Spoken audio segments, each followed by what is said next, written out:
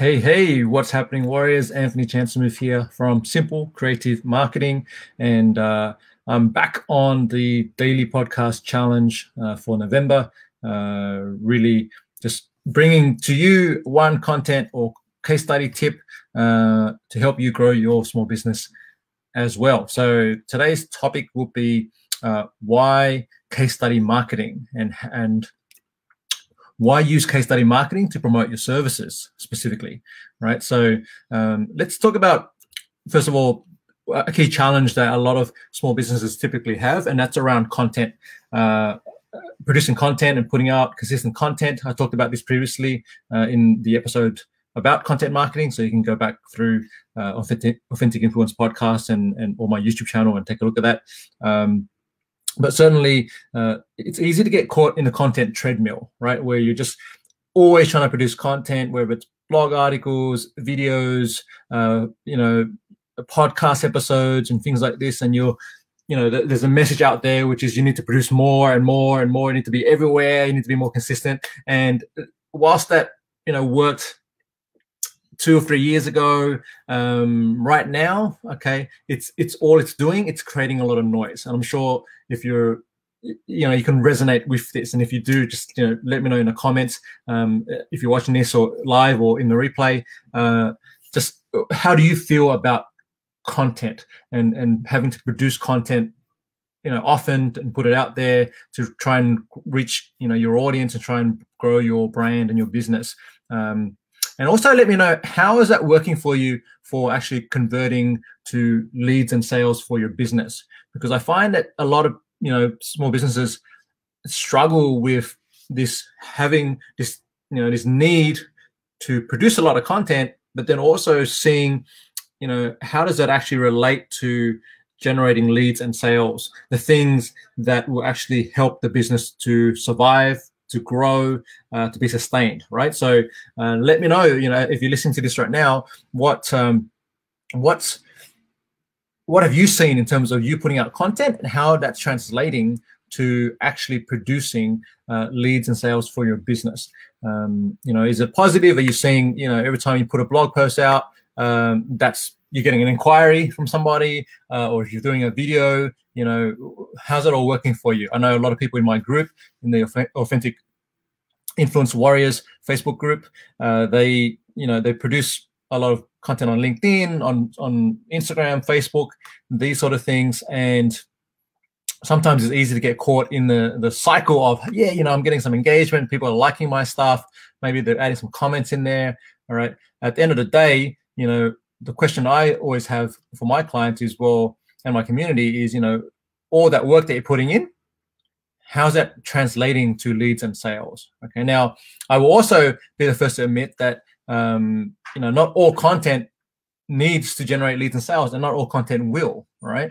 So a lot of it is about educating your market, being informative, showing your thought leadership, presenting yourself as the expert, and starting to develop relationship and trust. Okay, so this is why you get into this thing that I like to call the content treadmill. You get stuck in there. You're almost like a hamster on a wheel, and you're like, how do I get out of this? Like, when does this actually help me grow the business, and how do I sort of move away from just this constantly chasing and producing and creating and chasing and producing, that cycle?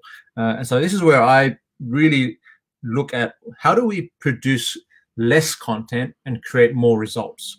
Less content, more leads. Less content, more sales. How do we get people into a sales process with you and your business? And how do we do it not by producing more, but producing better quality content, right? So that's why we're talking about case study marketing today. So you might have seen, if you're following me on social media, that I was recently interviewed on the Teach Traffic podcast with Ilana Weschler. And that was a really good conversation I had with her, just around the right way to use case studies to increase leads and sales. And we talked for about, almost an hour, I think. And go and have a listen to that episode if you haven't already. It's a great podcast. There are some other really great guests and episodes on Alana's podcast. And you'll see more and more that I'm going out there and speaking about case study marketing. So let's define what is case study marketing. Okay, so let's just, well, we can stay here for now. But yeah, case study marketing really is just using compelling case studies, right? So business case studies to position what you do and who you do it for out there to your audience, right? So you want to collect stories, if you will, of transformations, right? So case studies are really all about presenting a before and after picture. I like to use the example of the personal trainer who is promoting what they do, and they usually take a before snapshot of their clients, right, when they first start off working with the client. And so maybe the client's overweight, maybe the client's super skinny and they want to bulk up, whatever it may be. They do a before snap, and then they work with the client for 90 days, 6 months, a year, whatever it may be. Then they do an after snap. And something that personal trainers do really well is they get their clients to take photos on a regular basis, so they can actually, it's almost like a self-evidence, and you can see the progress along the way. All right, and this is something when you're dealing, if you're running a professional service, you can also take snapshots, right? And so the way we do it in the marketing world is we can look at Google Analytics, we can measure performance through traffic, we can look at opt-ins into your email list, we can look at conversions in terms of booking discovery calls and sales calls, and obviously we can look at conversions in terms of revenue generated or sales made, right? So you can take snapshots along the way, and you can work with your clients to do that, right? And I recommend you do so. Okay, so when you bring a new client on board, do you take a snapshot of their business where they are at that point in time? Or if you're working directly with a consumer and maybe you're in a health and wellness space, do you take a snapshot of where they are in terms of their health and wellness and their health and well-being, right? That's your first step. You want to make sure you do that, because now you're painting the before picture. Okay, and then you want to go into after working with them some time, maybe they go through your program, maybe they use your product. Then you want to follow up and say, okay, well, what's been the transformation? What's the transition? And that becomes your after. And these are two key components of the a compelling case study story that you can put out there to the market. Okay, so that's and just by sharing those stories, those compelling case studies, that's what we call case study marketing.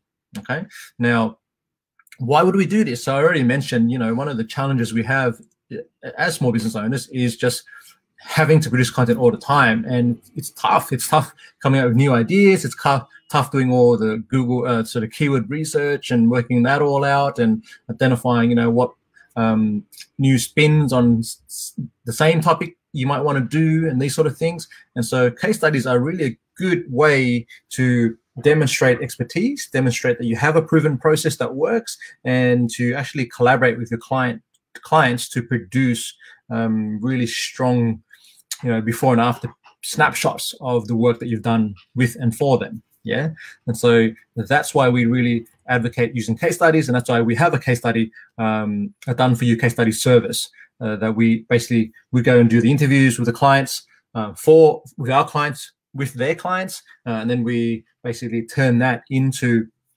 a compelling case study. We've got a video format, a written format, and there's multiple ways that we can utilize that, which I'll go into in a future episode, right? So I'm also going to share with you the framework that we use for compelling case studies in tomorrow's episode, so you can actually tune in for that, and I'll break it down how we actually structure the case study to make it the most compelling. Okay, so just a quick chat today about why use case study marketing, and I'd love to hear from you. Are you using case studies to promote what you do? And if not, why not? Okay, let me know. And if you have any questions, as always, just head over to authenticinfluence.co/ask, and then just send me record your question, send that to me, and then I will answer that in an upcoming episode. Okay, thanks for tuning in, and I'll see you tomorrow. Oh, before we go, one more thing.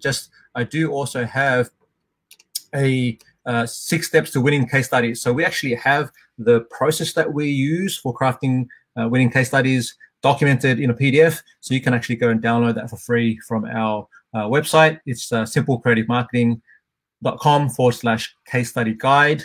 Okay, so just head along and go and grab that. And so you can actually see the process that we utilize. All right. So thanks for tuning in today with me. And I look forward to sharing our framework with you on the next episode. See you then.